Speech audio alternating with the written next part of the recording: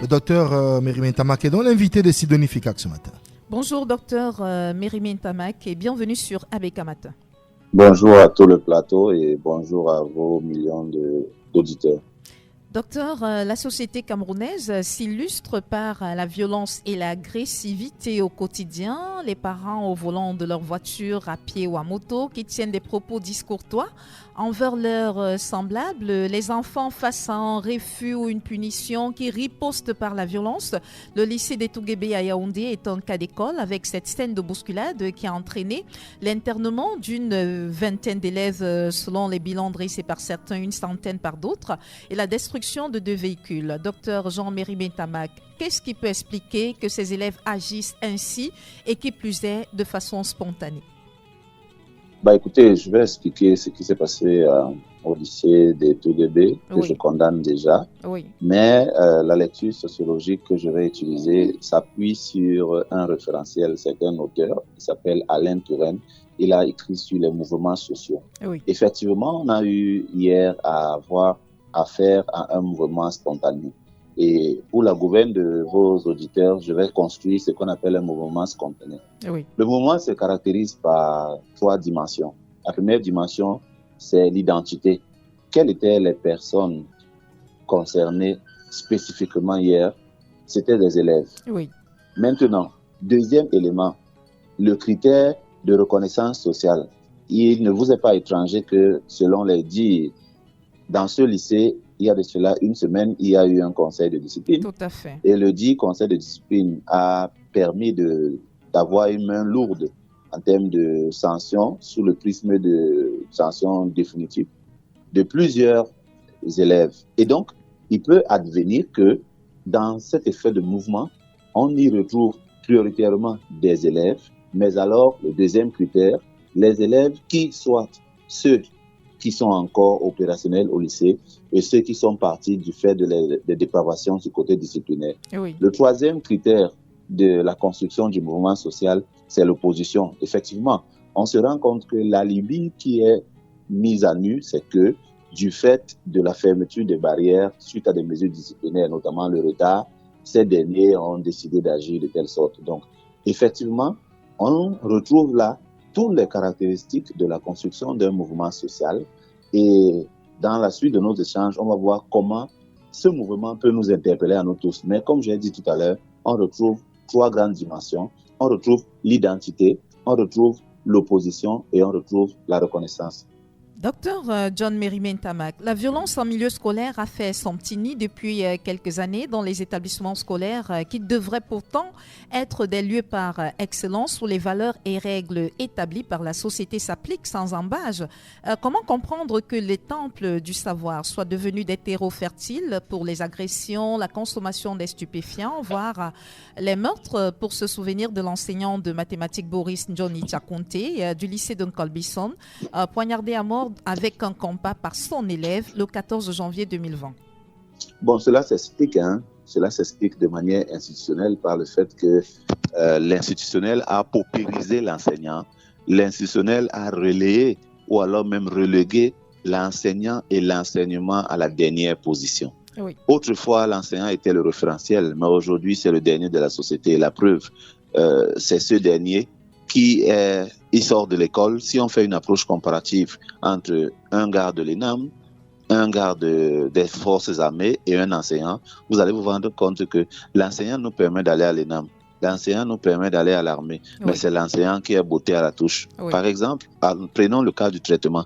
Un enseignant qui sort de l'école, quand il n'a pas un réseau, il est envoyé à Tcholiré. Je n'ai rien contre Tcholiré, c'est toujours au Cameroun. Oui. Mais on te renvoie dans un espace où tu es à des années-lumière de ta famille, sans salaire. Tu dois vivre comment?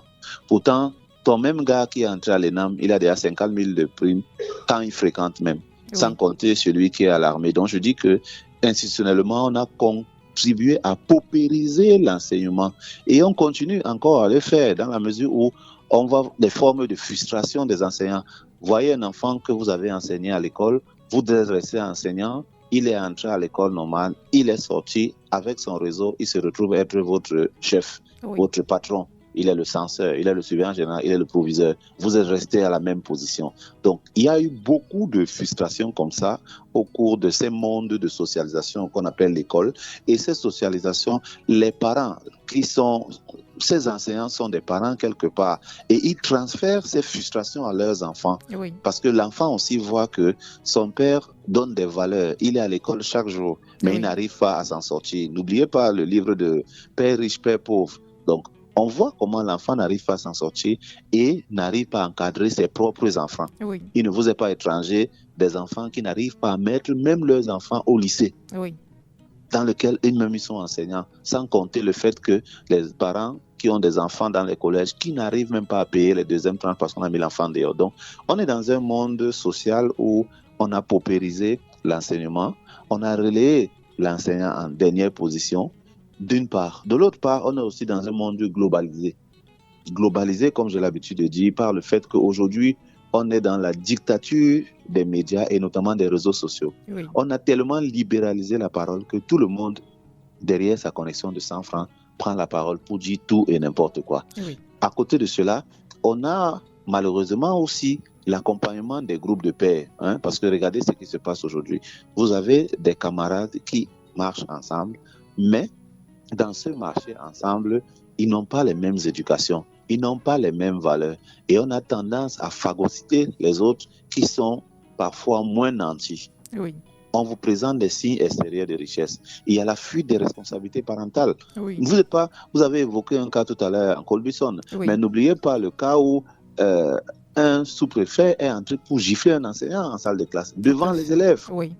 Donc ça montre déjà la place qu'on donne à l'enseignant dans notre côté. On est chaque jour en train de dispenser les enseignements et les enseignants sont assis dehors, ils vous parlent de OTS, ils vous disent qu'il a fait 10 ans sans salaire. Vous et moi, comment quelqu'un peut faire dans un environnement du pouvoir d'achat comme au Cameroun, ne serait-ce que 2 ou 3 mois sans salaire? Donc je dirais que tout ça, c'est la conséquence des monstres que nous avons fabriqués et aujourd'hui, ces monstres sont en train de se retourner contre nous. Vous avez vu comment, avec une force inouïe, ces enfants ont pu balancer la voiture du proviseur juste en une fraction de seconde. C'est pour vous dire que le mal est profond et on a fabriqué le monstre qui est sorti du laboratoire, qui malheureusement commence déjà à nous consommer.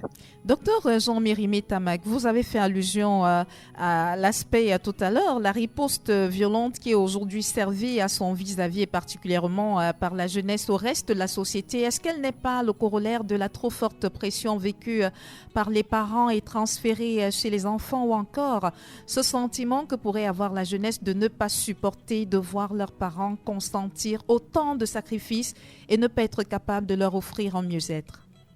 Ouais, je dirais que c'est le mélange des deux et je vais encore aller plus loin. Oui. Qu'est-ce qu'un jeune attend de ses parents? C'est 3 choses. Oui. 1, il attend la protection. Oui. C'est pourquoi vous allez voir que l'enfant, quand il est petit, il vous dit que papa va venir. Oui. Si vous faites quelque chose, papa va venir me venger. Oui. Si vous faites quelque chose, il court à la maison. Maman fait ceci à l'école. Donc, l'enfant attend d'abord la protection de son parent. 2, l'enfant attend l'instruction qu'on donne à l'école et l'éducation qu'on donne à la maison. Et 3, l'enfant attend les formes de réussite sociale. Oh, voilà, on est dans une société où la réussite sociale est mitigée. Les valeurs sont mitigées. On promeut l'injustice au détriment de la justice. Et il y a le favoritisme qui est tellement violent. Vous êtes à l'école avec les brillants, mais demain, c'est les moins brillants qui viennent commander les brillants. C'est terrible. Oui. Et donc, les enfants voient les frustrations des parents. Un parent qui a travaillé 30 ans dans un collège, le collège où on paie les pensions faramineuses, mais le collège n'arrive pas à assurer la prévoyance sociale du parent. Oui. Et le parent se retrouve à la maison incapable d'acheter un paracétamol, pourtant il a travaillé 40 ans. Donc, il y a un travail d'impunité profond. Regardez seulement les sociétés de gardiennage. Regardez les parents qui sont dans ces sociétés de gardiennage. Oui. Vous avez un papa qui est là, qui a travaillé 30 ans et aujourd'hui découvre que sa pension vieillesse, invalidité, décès n'est jamais passée. Quel est le message que ce genre de parent va passer aux enfants? Puisqu'il doit dormir dehors pour être vigile. L'enfant est à la maison, il va sortir le soir. Et on ne sait pas ce que l'enfant fait. Vous avez aussi la tolérance des parents, parce qu'ils sont aussi responsables.